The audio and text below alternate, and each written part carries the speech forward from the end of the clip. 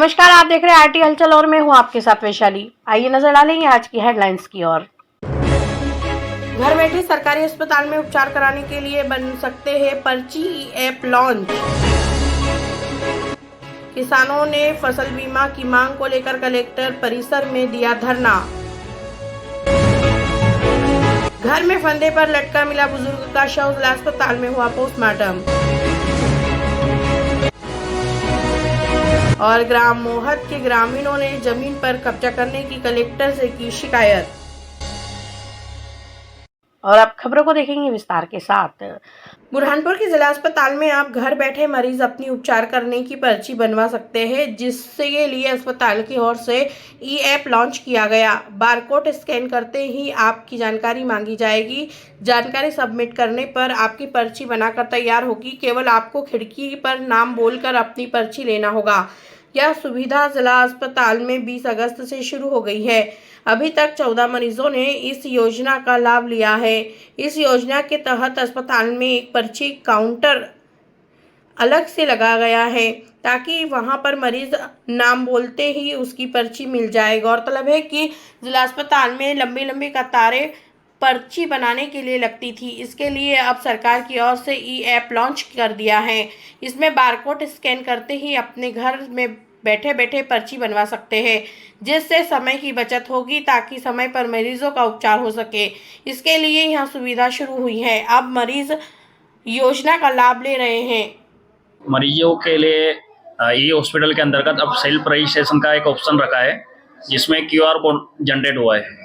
उस QR code के माध्यम से सभी लोग अपना रजिस्ट्रेशन सेल्फ कर सकते हैं। अस्पताल में काउंटर पर आके केवल उन्हें नाम बताना है और अपनी चिट्ठी ले जाना है। घर से मतलब बैठकर भी बना सकते हैं आप, कहीं से भी कर। कब से शुरू हुई है और ये व्यवस्था 20 तारीख से अपन ने चालू करी है। कितने लोग अभी तक लाभान्वित? अभी 13 ही लोगों ने करा है। जो नई सुविधा शुरू हुई है, आप घर से चिट्ठी बना सकते हो, क्या अच्छी सुविधा है? जी अच्छी। क्या उसमें क्या होगा? घर से चिट्ठी बना सकते हैं? हाँ, घर से बना लेंगे तो अपना भी समय बचता है। समय बचेगा। हाँ, अच्छी सुविधा है, मतलब अच्छी सुविधा है।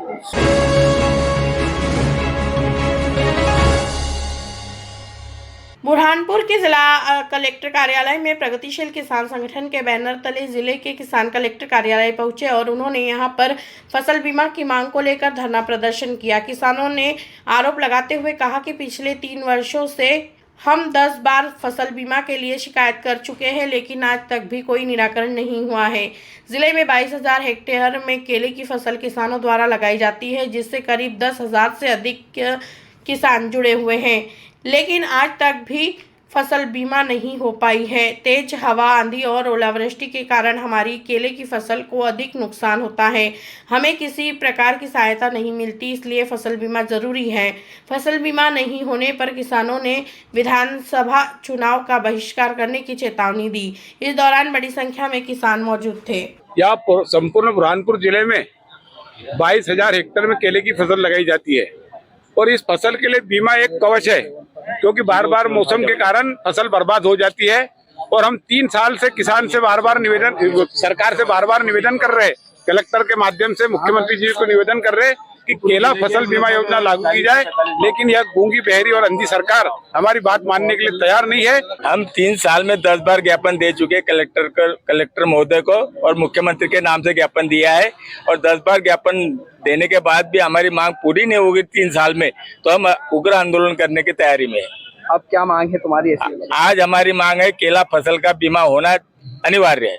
आक्रोशित आंदोलन निकालेंगे, नहीं तो बहुत बड़ी रैली निकालेंगे, नहीं तो फिर रास्ता रोकेंगे। चुनाव में हम बहिष्कार करेंगे। अगर हमारी मांग पूरी नहीं होती है तो चुनाव का बहिष्कार करेंगे। अरे भाई, यह जिला केला उत्पादक जिला है और यहाँ पर पूरे जिले के किसान अपने फसलों के केले की फसल के लिए बीमे की मांग कर रहे हैं। एक बार नहीं, बार बार मांग कर रहे हैं। 1-2 साल से नहीं, 2-3 साल से मांग कर रहे हैं। इन परिस्थितियों में अंधी बहरी सरकार जो सुन नहीं रही है, पूरे जिले के किसान, केला उत्पादक किसान इस मंच पर आकर बैठे हैं।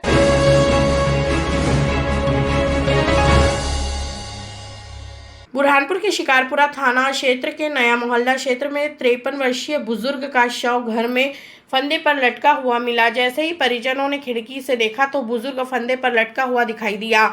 चीख पुकार मचाई। आसपास के लोग भी दौड़कर आए और उन्होंने पुलिस को सूचना दी। मौके पर पहुंची शिकारपुरा थाना पुलिस ने पंचनामा बनाकर शव को फंदे से उतारा और पोस्टमार्टम के लिए अस्पताल में पहुंचाया। प्राप्त जानकारी के अनुसार नया मोहल्ला निवासी मृतक अनिल सुगंधी घर में फंदे पर लटका हुआ मिला। पुलिस ने जिला अस्पताल में पोस्टमार्टम कराकर शव परिजनों को सौंप दिया। अभी फिलहाल मौत का कारण सामने नहीं आ सका है। पुलिस ने मर्ग कायम कर जांच शुरू कर दी है। कुछ नहीं, सुबह उठे अपने आप लटके मिले पंखे को। क्या परिवार में कुछ ऐसा? कुछ भी नहीं। अनिल किशोरीलाल सुगंधी, नया मोहल्ला सावजा।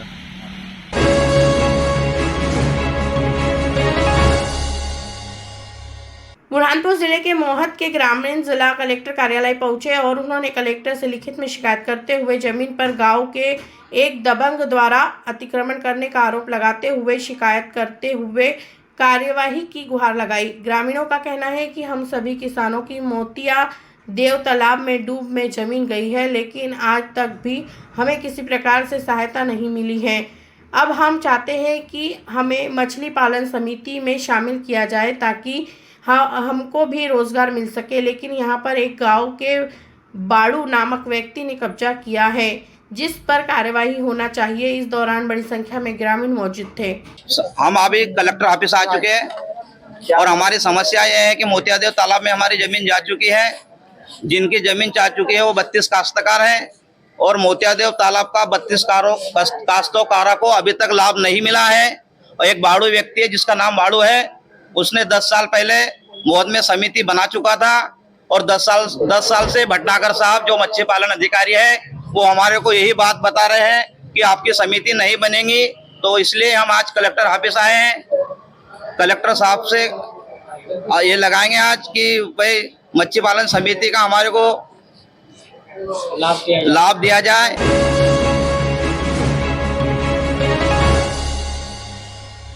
बुरहानपुर की लालबाग थाना पुलिस ने वाहन चोरी करने वाले 3 आरोपियों को गिरफ्तार किया है, जिसमें से एक आरोपी नाबालिग है। थाना प्रभारी ने जानकारी देते हुए बताया कि एसपी के नेतृत्व में वाहन चोरी करने वाले आरोपियों को पकड़ने के लिए टीम का गठन किया गया था। महाराष्ट्र के जलगांव से वाहन चोरी करने वाले 3 आरोपियों को पुलिस ने गिरफ्तार किया है, जिसमें से एक आरोपी नाबालिग है। पुलिस ने पूछताछ कर आरोपी को न्यायालय में पेश किया, जहां से उसे न्यायालय ने खंडवा जेल भेज दिया। गौरतलब है कि क्षेत्र में आए दिन वाहनों की चोरी लगातार हो रही थी, जिसको लेकर क्षेत्रवासियों ने इसकी शिकायत लालबाग थाने में की थी।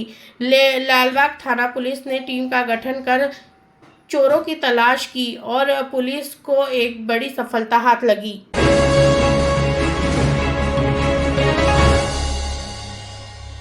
बुरहानपुर के संजय नगर स्थित एक निजी होटल में भारतीय जनता पार्टी की ओर से पत्रकार वार्ता का आयोजन किया गया। पत्रकार वार्ता में भाजपा जिला अध्यक्ष मनोज लगवे और पूर्व महापौर अनिल भोसले और मीडिया प्रभारी नीलेश जूनागढ़े ने गरीब कल्याण महाअभियान के संबंध में 20 साल का रिपोर्ट कार्ड पेश किया। भाजपा के जिला अध्यक्ष ने जानकारी देते हुए कहा कि कांग्रेस की 53 साल सरकार रही है, लेकिन उनके द्वारा केवल भ्रष्टाचार किया गया, यह आरोप लगाया और उन्होंने कहा कि हमारी केवल 20 साल की सरकार ने लाखों लोगों को योजनाओं से लाभान्वित किया है। उन्होंने कमलनाथ की 15 माह की सरकार का भी रिपोर्ट कार्ड पेश करने की मांग की है। आज हमने हमारी जो सरकारें 2003 से 2023 20 साल में हमारी सरकारें चली, हमारी सरकार द्वारा जो विकास के काम किए और पूर्व में 53 साल लगभग कांग्रेस की सरकार रही, उन्होंने जिस प्रकार मध्य प्रदेश को बीमार राज्यों में शामिल कर दिया था, मध्य प्रदेश एक बीमार राज्य अविकसित राज्य की श्रेणी में आके खड़ा हो गया था, उससे बाहर निकाल कर हमारी सरकार ने जिस प्रकार 20 सालों में मध्य प्रदेश का विकास किया है, जिस प्रकार हमने जनता के लिए, किसानों के लिए, महिलाओं के लिए, गरीबों के लिए, ST/SC वर्ग के लिए, OBC वर्ग के लिए जिस प्रकार हमने काम किया, जिस प्रकार हमारी योजनाएं चली, उसका आज रिपोर्ट कार्ड हमने आपके सामने प्रस्तुत किया है। बुरहानपुर में चंद्रयान 3 की सफल लैंडिंग पर उद्योगपतियों में भी उत्साह का माहौल देखने को मिला।